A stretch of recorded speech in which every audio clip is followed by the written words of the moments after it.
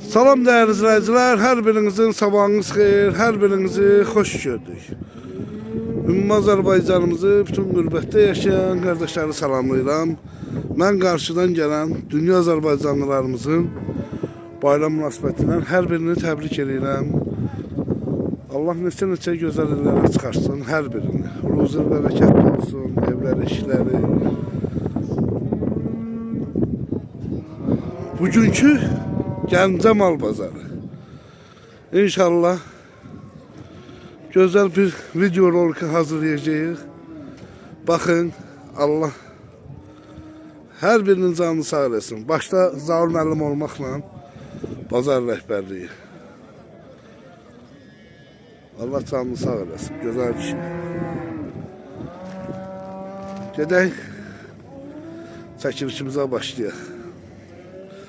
Düzdür, bazar zayıftır, soğuktur. Hələ ilk bazardır yani.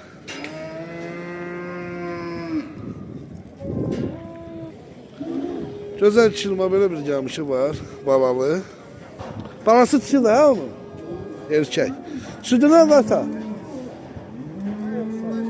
7-8 litre. Qiyməti? 5.000 manat. Bunu çekir, bunu çekir.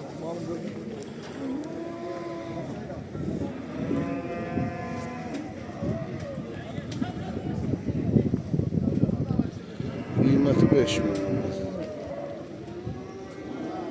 Mən deyirəm Şəmkirdən getmirsən.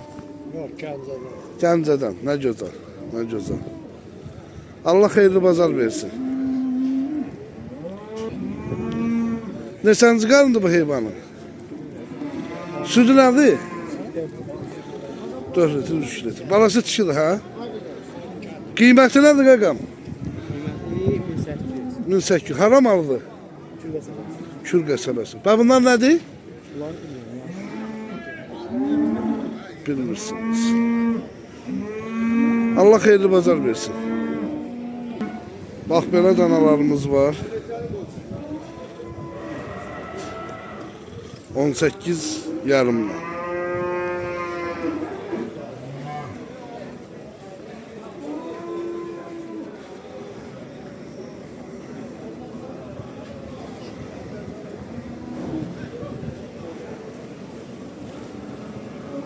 Bu danalar neçəylə gözəl kişi?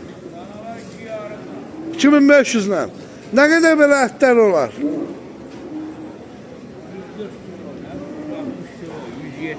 140, 160, 170 kilo. Öz təsərrüfatın olar.